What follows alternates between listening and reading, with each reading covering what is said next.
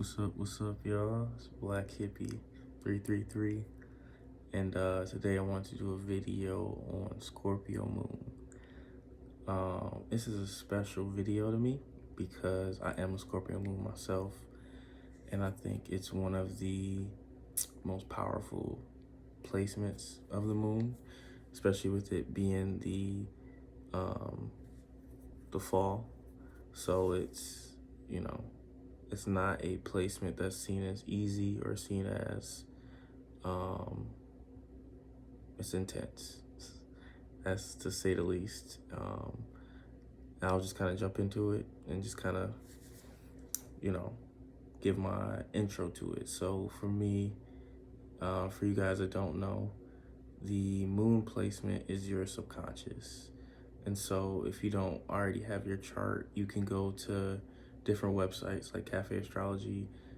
As long as you have your date of birth, your time of birth, and your location, you can use that and you'll be able to find the different placements. So these placements are where the planets were when you were born. So Scorpio Moon, Scorpio is 8th house. Scorpio is a water sign. Scorpio is fixed. A lot of people actually compare it to like steaming water. A lot of people think it's a fire sign, but it's not. It is co-ruled by Mars as well as Pluto. Now Mars is the planet of war, death, and Pluto is the planet of transformation and rebirth. So looking at Scorpio Moon, it's a fixed water placement. Now, the moon is exalted in Taurus, and it's at its fall state in Scorpio. That means it is considered a difficult placement. So it's very difficult to deal with these emotions. It's very difficult to, these emotions almost overtake these individuals. It gets intense at every moment, and it's a lot of transformation always happening through these moments. So it's definitely a sign, I would say, it's never boring when it comes to emotions, when it comes to how you feel, your reactions. It's always going to be on 10, literally. And so, these individuals tend to brood a lot on thoughts, so they can end up, getting almost trapped in a cycle of a thought and be obsessive and very focused. Scorpio is very determined, is very willful, very powerful. I think it's one of the most powerful placements to have because you have such intense power within those emotions. When you get older and you start to learn how to use those emotions, it almost allows you to have that as a superpower because of the intensity. And so another big thing is that it's very difficult for these individuals to trust other individuals.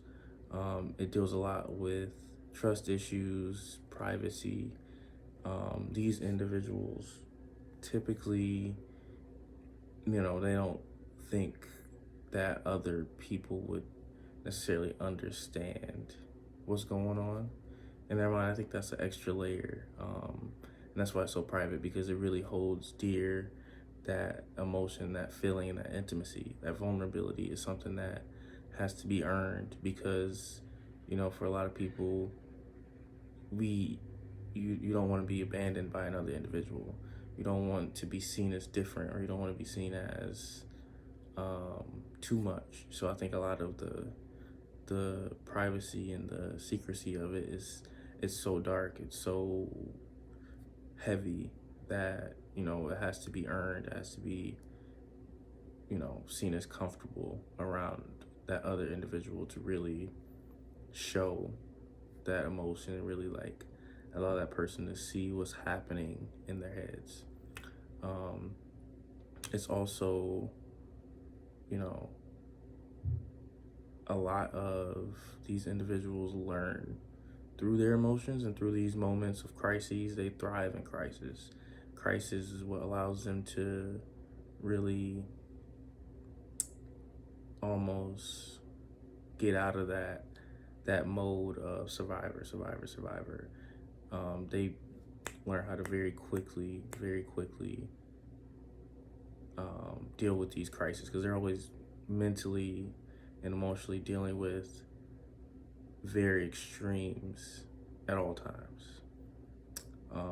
So individuals who have this, typically the people who are around them, if they're around them for a significant amount of time, these people will be also affected and transformed through just different things that this individual, the energy that it brings, is very transformative. It's very, especially once it's more matured and it's a higher vibration, because in its lower state, it can transform, but it's going to be to some degree negatively, because these individuals are very good at manipulation, not knowing how to deal with their emotions, and really using that power in a very negative way. And also, obviously, Scorpios rule by the genitals. Therefore, using sex and having that power over other individuals, these people will leverage that and use it in an unhealthy way when they're at a lower vibrational state. And these individuals typically, I would say, they're careful who they let in, and they also are very loyal. So, these people they're never out for malice unless you wrong them. If you wrong them, then they are very vengeful, especially if it's something that they see as, you really did that. Okay. After everything. Okay, cool. But you won't be able to see it. They're not going to give off any sense of what's going to happen. And that is the scary thing about Scorpio moons. They're very analytical. They see every single thing, and they feel that. So they absorb that energy. I'm also a Scorpio Venus, Scorpio rising, and Chiron. I'm sorry, North Node Scorpio. So I have a little bit more of that Scorpio energy, but these individuals still will psychoanalyze every single thing when they're around individuals, and they'll be able to read and know who's telling the truth, who is lying, who is, able to really pick up on that energy. And it's a very empathetic sign. So these people are prone to, when they really are loyal to somebody, they're loyal. They will give up anything for this individual. And so that control and that balance is something that has to be learned and taught. I think for now, that's all I'm gonna do for this video. Just wanted to do a little intro to Scorpio Moon. Again, it's my favorite placement, so